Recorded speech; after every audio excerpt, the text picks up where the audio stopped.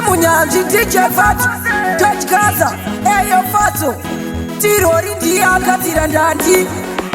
Nema chemo wakugara kandigarira vari kuronga kuti kanda muchizarira manje Mwari wangu achandirwira vari kuda musoro wangu manje ini ndinotemba naMwari wangu rega ndivasiye vamboita dzungu kupera kwavhirimu ndinovabata hangu iwaka vari kuda musoro wangu manje ini ndinotemba naMwari wangu rega ndivasiye vamboita dzungu kupera kwavhirimu ndinovabata hangu iwaka pandakapinda nabosbi kuvaimbiseka vachiditika neshungu iye zvino vakunditika nedzungu vakurodziwa nekuti ndavaruma semungu oizi musachegodo upenyu irwendo pane mfambo azvinakidze kuti chapa senodo timunyanzi tazviramba nono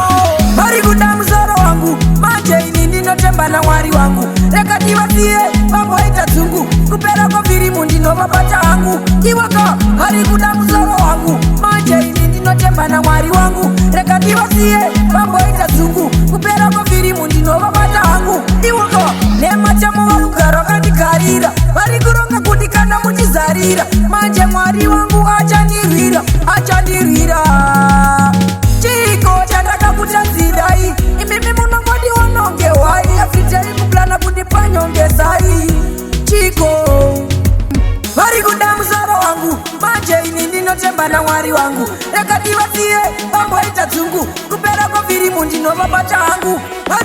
vari kuda musoro wangu manje ini ndinotemba naMwari wangu rega ndivasiye vamboita dzungu kupera kwavhirimu ndinovabata hangu iwaka vari kuda